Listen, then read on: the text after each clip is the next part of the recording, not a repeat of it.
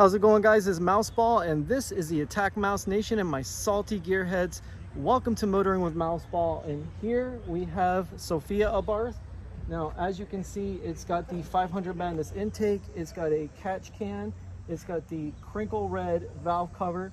I mean, pretty setup, similar to Turbo Tom's setup with the red wheels, the red stock wheels. This one right here has a gold and yellow setup, similar to what Mouseball has with the Euro Compulsion Phase 1 intake right there. Then we've got this cappuccino color, which is a very rare color right here. I mean, these 500s are very hard to find. I mean, it's a little rough around the edges, has the Italian stripes, but you know what, it doesn't matter. You know, a lot of these cars are gonna be found used and they're gonna be a little beat up, but that's why they're so affordable. So that way you can actually work them and pretty much make them your own. So these are all basically works in progress. You know, some of them have different mods, but you're never ever gonna find the same car, you know, twice. I mean, right here, this one's got a camo wrap. You know, we've got the Highline red leather interior. He's got the actual dash done in the same camo. And then right here, we've got this one with the Rosso red. It's also got the intake right here in carbon fiber, the Nacaduct. Now this is actually my friend Alfonso's Abarth, and I haven't seen Alfonso in forever. This one right here has got the Sparco wheels, Euro Compulsion intake. There's another car from Midget Mafia. I think Terry's here, so, or Carrie, excuse me. I think that's what her name is. And then we've got another black one. This is Mistopheles. This is supposedly the second fastest Abarth in America, or actually in the world, to be precise. And as you can see, the turbocharger's been moved all the way to the other side. And this car has a lot of work done. Big oil catch can separator. The computer moved to the very back. I mean, this thing is got a hell of a lot of work done to it, and it's supposed to be one of the fastest Abarths around.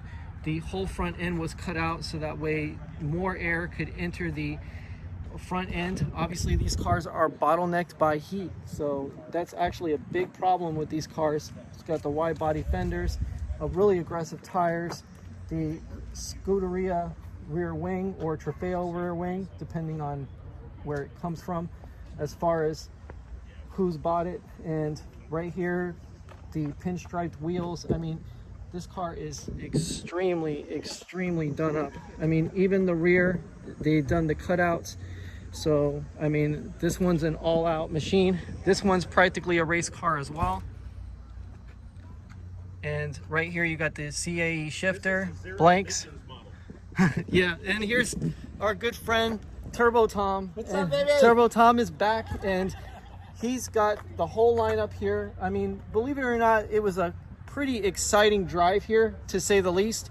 Turbo Tom almost bit it. And I mean, he had somebody honking at him like no tomorrow. I mean, we pissed a couple of people off. I mean, and it wasn't my fault. Let's be clear about that. Yeah, well, I mean, the average Nelson kind of did an average maneuver and, you know, kind of got on the brakes, and then the Mighty Nelson got lost. School of Rock got lost. I mean, that's no surprise. Yeah, everybody else has pretty much been scattered about, but we eventually all got together. And the funny part is that 500 SoFlo actually met up at the location before we all got there. So, I mean, he went off to the side, disappeared, and then reappeared right where he's supposed to be. So, right here, we're pretty much with this actual shell. And when he means zero emissions, there's literally zero engine in here.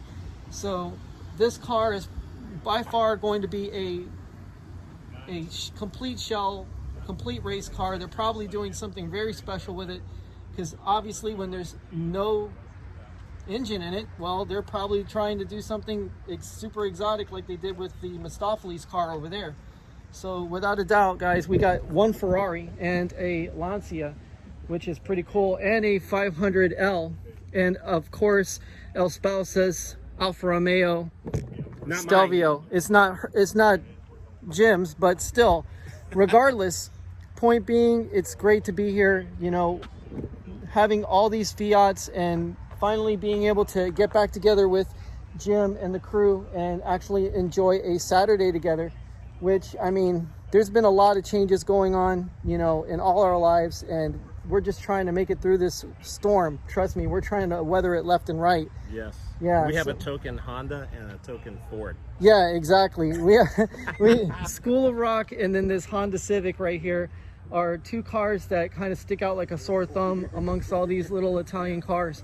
But regardless, they're just as welcome as any other car, including that Volkswagen and the Ford Fusion that just pulled in.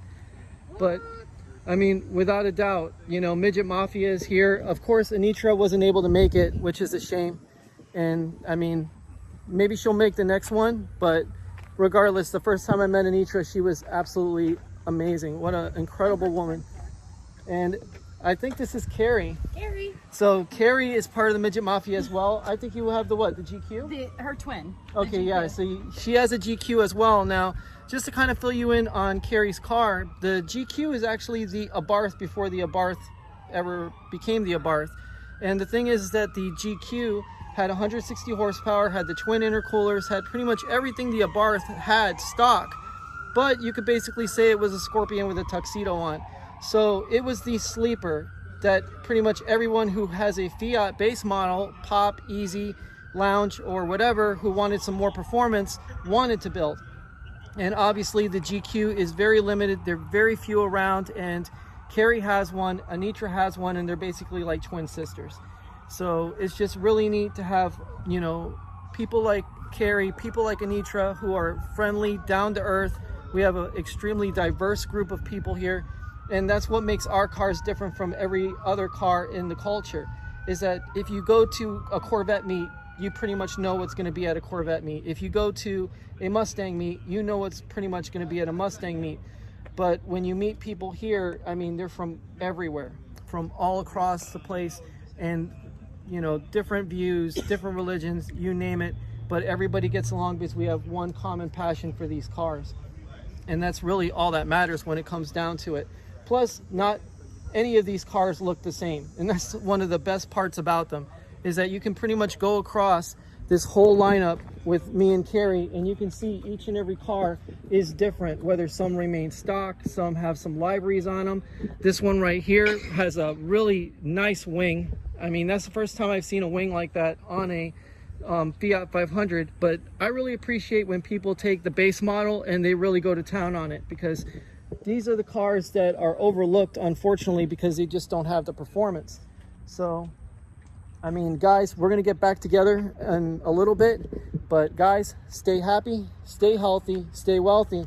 And remember, if you have Carrie behind you, she might put you in a headlock. Take it easy, guys. Right. Mouseball out.